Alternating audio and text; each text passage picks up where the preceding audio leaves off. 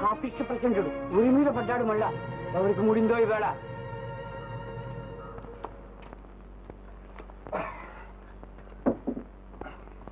ఏం ప్రతాప్, దుఃఖంతా పూర్తయిందా? అయింది బాబు. బాబు డబ్బు అడిగావు కదూ, ఉందా తీసుకో.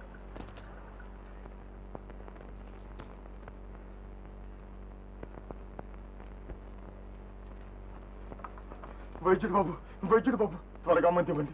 నాన్నకు మరీ ఉధృతంగా ఉంది. ఉధృతంగా ఉంటే ఉచితంగా ఇవ్వడానికి ఇదేమి ధర్మాసుపత్రి కాదు. ఇదిగో ఇస్తానని చెప్పి పట్టుకెళ్ళి 10 రోజులైంది. ఇప్పుడు ఒట్టి చేతులతో వస్తే? లేదు బాబు, తీసుకొచ్చాను. ఇదిగో సిద్ధం చేసి ఉంచా, పట్టుకెళ్ళి. అలాగే త్వరగా వెళ్ళు, త్వరగా వెళ్ళు. లే ఎవరు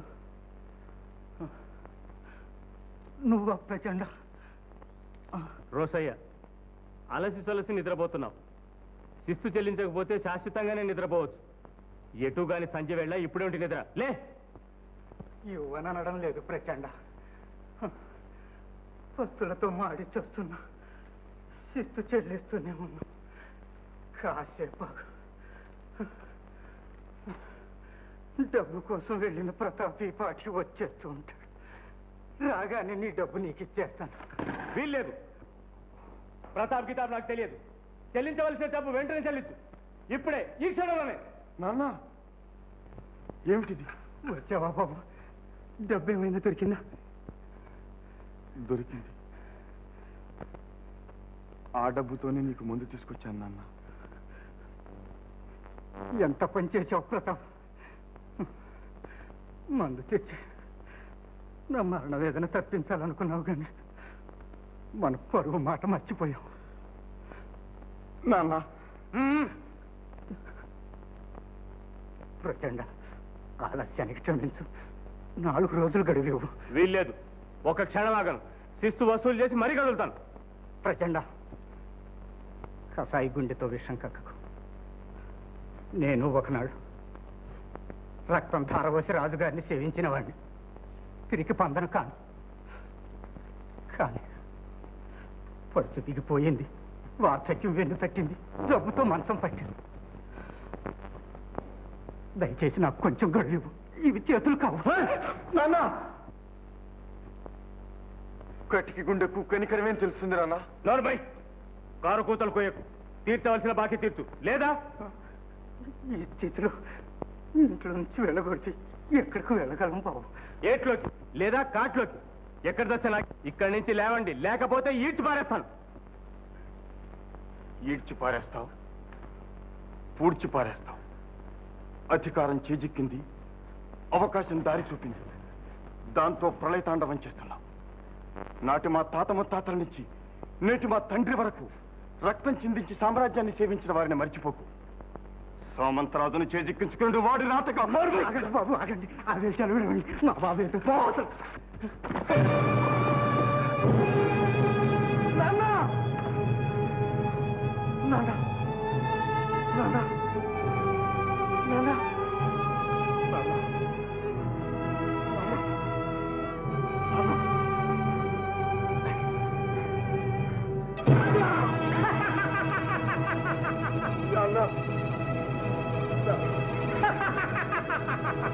వీరసూర సైనికుడు స్వర్గవాలకరించాడు.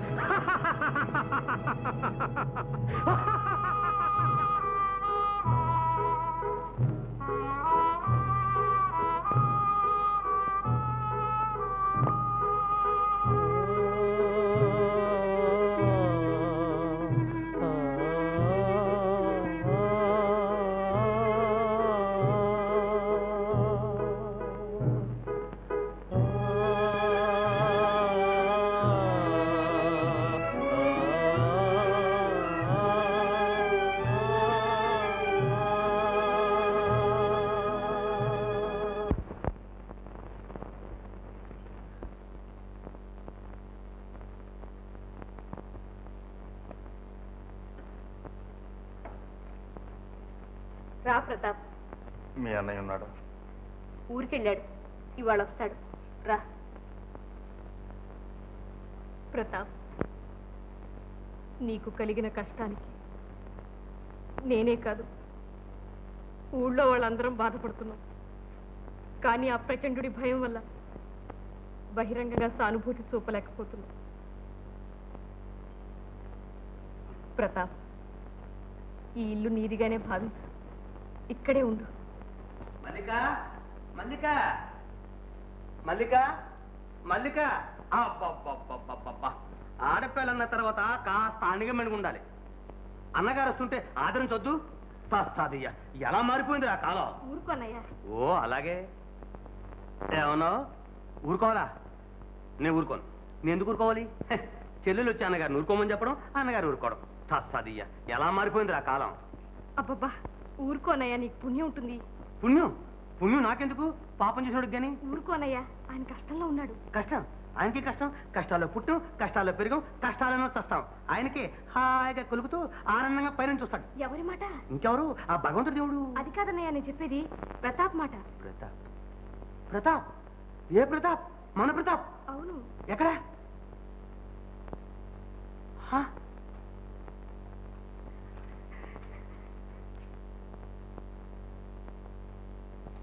మల్లిక ఇలా ఉన్నాడే? రోసయ్య తాత చచ్చిపోయాడా? లేదు, చంపేశారు. చంపేశారా? అయితే దద్దమ్మలో ఎలా పడుకున్నాడే? బాధపడటం కన్నా పేదవాడు ఏం చేయగలడు? ఏం చేయగలడా? ఏం చేయలేడు. ఏం చెయ్యాలన్నా పేదవాడే చేయగలడు. కోటలు కట్టినా పడగొట్టినా వాడే సమర్థుడు. అందులో మన ప్రతాప్ ధీరుడు. పట్టుపట్టాడంటే ప్రపంచాన్ని మార్చగలడు. కత్తి పట్టాడంటే శత్రుల్ని హతమార్చగలడు. ఒకవేళ వాడురుకున్నా వీడురుకోడు. ఎవడు అంతకుడు? ఎక్కడా కత్తి? చెప్పు, ఇప్పుడు చెప్పు. ఎవరైతే ఊరుకుందు. నేను ఊరుకోను. వాణ్ణి ముక్కముక్కలుగా కోసి కాకులకు గెద్దలకు ఎగరవేసిన దాకా నా మనశ్శాంతి లేదు. చెప్పు, ఎవడా హంతకుడు? ప్రచండు. ప్రచండు. సర్వసేనాన్ని ప్రచండుడా? అవును. సత్యం రా దేవుడా, నేను చెప్పకు. ఇంద్రియం ప్రసన్నం చేయం, చక్రీ కాకినీ దాలిగిలియం. చలా, ఎవరిని అడితే నేను ఊడేదని చెప్పు. మళ్ళీ అడితే దేశాంతరం వెళ్ళని చెప్పు. నేను చెప్పనని చెప్పు. చలా. అబ్బో అబ్బబ్బబ్బబ్బా. ప్రతాప్, ప్రతాప్, ప్రతాప్, అన్నయ్య, అన్నయ్య, ప్రతాప్ లేడన్నయ్య. అన్నయ్య,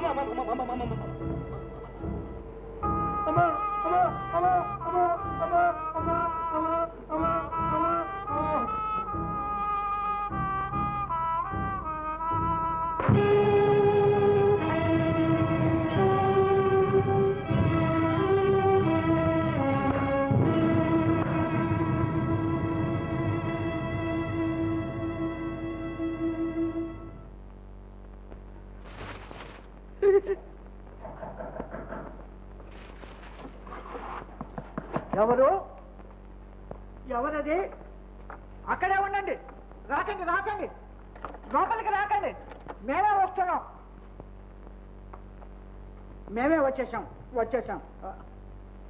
ప్రచండ, నీవా? ఎవరో అనుకున్నాను. రా, లోపలికి రా. అమ్మాయి గారు వస్తున్నట్టు కబురు ఏమైనా వచ్చిందా? లేదు, నేటి కార్యక్రమం విన్నవించుకోవడానికి వచ్చాను. అవు విన్నవించుకో. నేడు వసూలైన శిస్తు 500 మొహరీలు. 500? బాగుంది. ఇల్లు వేలామల్ల వచ్చింది 400 మొహరీలు.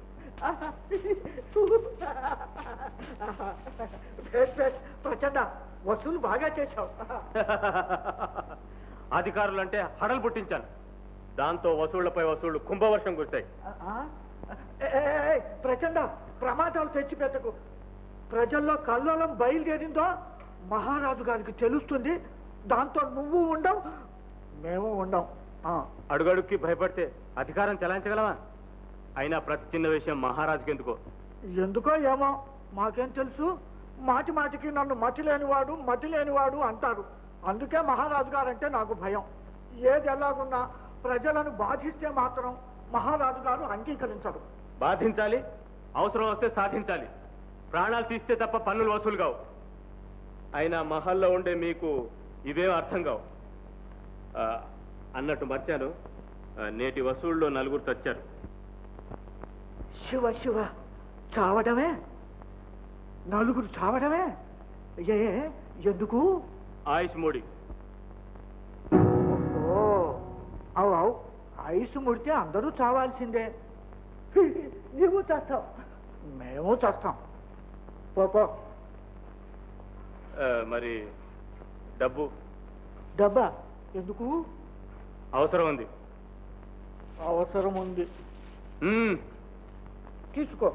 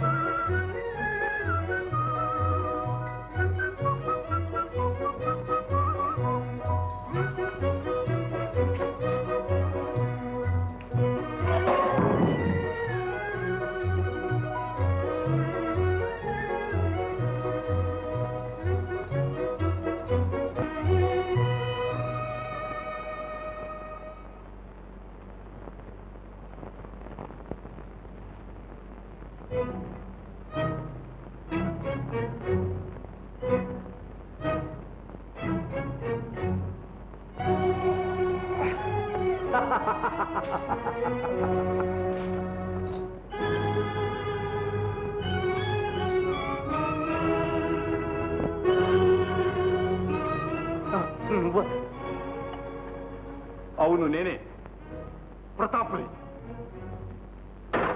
నీచుడా. ప్రతాప్, నేనేం చేశాను? ఏం చేశావా? ఈ రోజు ఒక శవం ముందు నుంచుని అమానుషంగా నవ్వావు. అందుకు బుద్ధి చెప్పడానికి వచ్చాను. ఈ చేతులతో నా తండ్రికి సేవ చేశాను.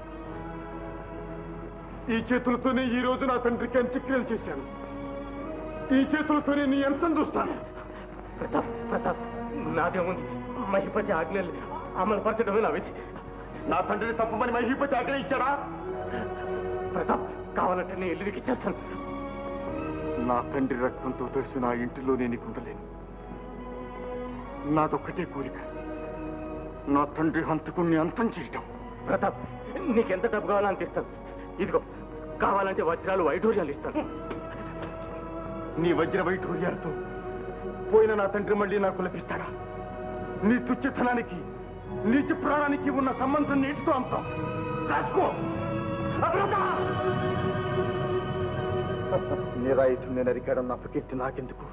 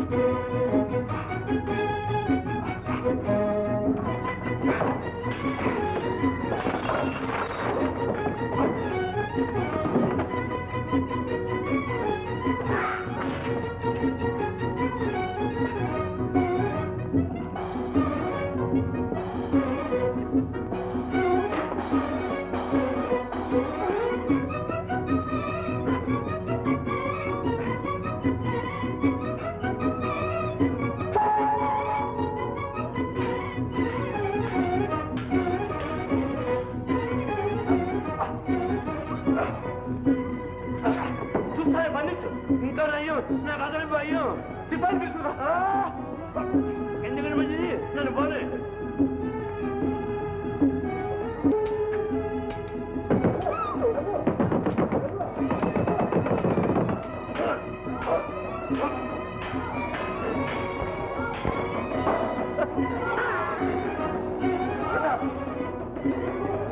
జరిగిన ప్రయత్నం జరగని పోదాం పద.